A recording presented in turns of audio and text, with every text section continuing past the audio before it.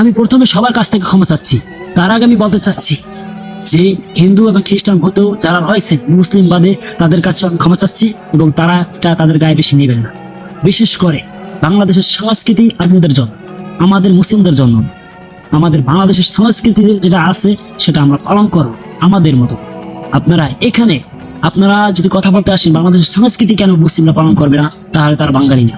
এটা একদম ভুল কথা। আপনাদের মুসলিমদের ধর্মীয় সম্বন্ধে আপনাদের জানতে হবে।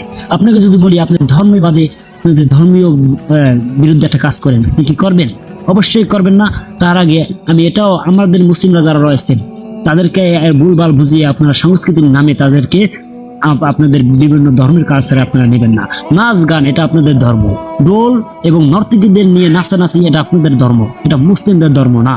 এখানে আমার আফসোস লাগে, এখানে হাজার হাজার মুসলিমরা, হাজার হাজার মুসলিম বোনেরা, বিশেষ করে মুসলিম বোনেরা, তারা শাড়ি পরে মেকআপ করে সুন্দর পরিপাটি হয়ে তারা কিন্তু যাচ্ছে এই শোভাযাত্রা।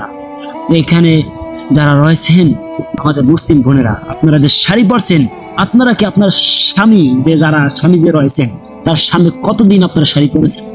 যাই হোক, যারা আবিহত রয়েছেন তারা কেন শাড়ি পরছেন? অবশ্যই এখানে 99% মেয়েরা যারা রয়েছে তারা ওইখানে বিশেষ করে তারা বয়ফ্রেন্ড এবং ছেলেদেরকে দেখানোর জন্যই কিন্তু শাড়ি এবং মেকআপ করেই এখানে গিয়েছে। তাছাড়া কিছুই নাই ভাই। কারণ সে মেয়েরা প্যান্ট শার্ট পরে চলাফেরা করে, সে মেয়েরা সাংস্কৃতিক পয়লা বৈশাখের সময় বাংলাদেশের সংস্কৃতি তাদের উতলাই ওঠে। এটা কেমন ধরনের একটা ব্যবহার স্যাপার হয়ে গেল না রে ভাই? আগে ভাই আপনি বোঝার চেষ্টা করুন। আমাদের মুসলিমে কনসার্ট নেই, আমাদের মুসলিমে গান বাজনা কিছু নেই, আমাদের মুসলিমে এবং মুসলিম ধর্মে এসব নেই। আর বিশেষ করে আমার সবচেয়ে বেশি কষ্ট লাগছে যেসব আলেমের বাচ্চারা, যেসব আলেম নামে জালেম যারা ধর্ম ব্যবসায়ী রয়েছেন, এদেরকে আমি ঘৃণা করি, যাদেরকে আমি মন থেকে ভালোবাসতাম তাদেরকে আমি ঘৃণা করি। তারাই আজকে ইসলাম থেকে বেরিয়ে এবং ক্ষমতার লোভে তারা জামাত করে ইসলামী শরিয়ান তোমরা পালন করাবা। ইসলামী শরিয়ান কিভাবে তোমরা পালন করবা ভাই? ইসলামী শরিয়ান এটা তো না ভাই। নাচ গান করবে অন্য ধর্মের লোকেরা করবে, তা আমাদের সমস্যা কি ভাই? তারা করুক ভাই, আমরা মুসলিমরা কেন ওখানে যাবেন? কি কারণে যাবেন ওখানে? আমাদের দরকার আছে ওখানে যাওয়ার।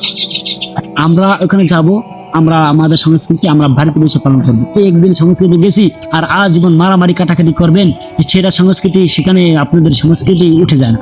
কিন্তু আজকে একদিনের জন্য আপনাদের সংস্কৃতি এসে গেল। কৃষক বাতে মরে, সারে মরে, সপ্তাহে মরে। ওই কৃষকের পাশে তো আপনারা দাঁড়ান না। আপনাদের এই পহেলা বৈশাখের সময় আপনাদের সবকিছু উঠে গেল। হ্যাঁ, পহেলা বৈশাখের সময় এত দরদ আসলো বাংলাদেশের প্রতি। বাংলাদেশের কৃষক যদি না থাকে তাহলে আপনারা খাবেন কি করে? এই জিনিসটা কেন বুঝে থাকুন? সেই কৃষকদের পাশে আপনারা দাঁড়ান। কিন্তু আপনারা পহেলা বৈশাখে এই যে যাচ্ছেন নাচ গান, নিজের পকেটের টাকা, নিজের বাবার টাকা এসব খুবিয়ে আপনারা যাচ্ছেন এই নর্তমি করতে। আমি আমার এলাকায় যত লোকগুলো দেখেছি, আমি আশেপাশের যে এলাকায় সেখানে পহেলা বৈশাখে যে লোকগুলো দেখেছি, বিশেষ করে মেয়েরা বেশি নষ্টমি করছে। তারা কি সুন্দর হাসি খুশি করতে আছে। এইসব হাসি খুশি করার কি আছে ভাই? তুমি হাসাহাসি করো। আমরা এই যে মেলা হয়, আমরা ছোটকাল থেকে শুনে আসি মেলা যাবো ঠেলা খাইতে। হ্যাঁ, আমরা যে ছেলেরা যাইতাম মেলা যেতাম ঠেলা খাইতে, একটা মেয়েরা টাক্কা দিয়া আমরা এইভাবে টাকা খাইয়ে তো এইভাবেই মেয়েদের দেখা যেতাম, মহিলাদের দেখা যেতাম, তাদের পাশা দেখা যেত। এখনো এরকম চলে ভাই। এখন আপনারা বলতে পারেন যে আমরা শাড়ি পরছি এরা এতে যদি আমাদের খারাপ সম্বন্ধে যদি দেখে, খারাপ চোখে যদি দেখে, এটা ছেলেদের চোখে সমস্যা। বোন, ছেলেদের চোখে সমস্যাই তো ভাই। ছেলেদের চোখে যদি সমস্যা থাকে অথবা তার যদি সমস্যা থাকে সেটা তুমি জানো, তারপর তুমি কেন ওরকম চলবা? কি কারণে এরকম চলবা? তুমি ইসলামের মেয়ে, তুমি ইসলামের মতোই চলার চেষ্টা করো। ইসলাম অনেকেই বলছেন, তুমি কি এটা জানো না? প্রতিটা ধর্ম বলে ইসলাম এত কষ্ট, ইসলামে শান্তি নেই, আনন্দ নেই, ফুর্তি নেই, কিছু নেই। সেই ধর্ম একটা ধর্ম হয় কিভাবে? হ্যাঁ, এইখানেই তো মজা ভাই। এইটা একটু বোঝার চেষ্টা করো। আমরা পরকালের জন্য মরি, আমরা দুনিয়ার জন্য মরি না। আবার একজন নাস্তিক বললো যে ভাই তোরা পরকাল যদি মরে যদি দেখো, তো পরকাল যদি না থাকে তখন কি করবি? এই পহেলা বৈশাখ তো ওদের কাছ থেকে গেল, তোরা আনন্দ ফুর্তি করতে পারলি না, মজাও করতে পারলি না, এবং কি পাড়ায় গিয়ে মেয়েদের খেলাইতেও পারলি না। তাই এই যে মজাগুলো এইগুলো তো তোরা মুসলিমরা পাইলি না। তোরা মুসলিম পরকালে বিশ্বাস করে তোরা সব কিছু ত্যাগ করে ফেললি। হ্যাঁ, আমি তাদেরকে বলতে চাই, আরে ভাই তুই যখন মরবি তখন যদি তুই জানতে পারো যে ইসলাম আসলে সত্যি ধর্ম বলতে পৃথিবীতে আছে, তখন তুই কি করবি? আমাদের এটা আফসোস হবে না, কারণ আমরা চিন্তা করবো যদি না থাকলে নাই, আমাদের প্রাপ্ত হবে না। আমাদের পাপ হবে না, আমাদের কোনো মানে কিছু হবে না, মানে নাই পরকাল বলতে কিছু নাই, তাহলে আমাদের কিছু হবেই না, তাহলে আমাদের সমস্যা নেই। আর যদি যদি থাকিয়ে পারে তাহলে তো আমরা আল্লাহ নাম লিয়ে আবার জান্নাতে যাবো। আর যদি থাকতে পারে তাহলে তোমরা জাহান্নামে যাবো, তখন তোমরা আফসোস করো, তোমরা কি করবা সেটা বলো, তোমাদের কষ্টটা কত করবে। আমাদের তো কষ্ট থাকবে না, আমরা এখনো কষ্ট হলে তখনও কষ্ট করবো, সমস্যা কি? কিন্তু তোমরা কি করবা সেটা বলো আমাদের। তাই এখনো সাবধান হও আমাদের বোনেরা, সাবধান হও। হিন্দুরা তোমরা সাবধান হইয়া না, তোমরা ল্যাংড়া হয়ে নাচো, তাতে আমাদের কোনো আপত্তি নেই, কারণ তোমরা দর্শন হও, তাতে আমাদের কোনো আপত্তি নেই। আমাদের আপত্তি আমাদের মুসলিম বোনেরা যেন পর্দা থেকে বেরিয়ে না আসে, এবং আমাদের মুসলিম বোনদের কোনো ছেলে যেন খারাপ কথা না বলতে পারে, কোনো ছেলে বলতে না পারে ওই যেটা মাল যাচ্ছে, এই কথাটা যদি কোনো ছেলে না বলতে পারে। দেখ ওই মেয়েটা অনেক সুন্দর, ওই কথাটা যেন না বলতে পারে। দেখ ওই মেয়েটার পাশাটায় গোস্ত আছে অনেক, ওই কথাটা যেন না বলতে পারে। দেখ ওই মেয়েটার ভূত অনেক বড়, এই কথাটা যেন না বলতে পারে। আমি এটা চাই, আমাদের বোনদের কাছ থেকে আমি এটা চাই, আর আমাদের ভাইদের কাছে এটাই চাই যে তোমরা একটু নিজেদেরকে সমঝোতা করো, তোমরা একটু সুন্দর করে চলার চেষ্টা করো, তোমরা একটু বোঝার চেষ্টা করো ভাই।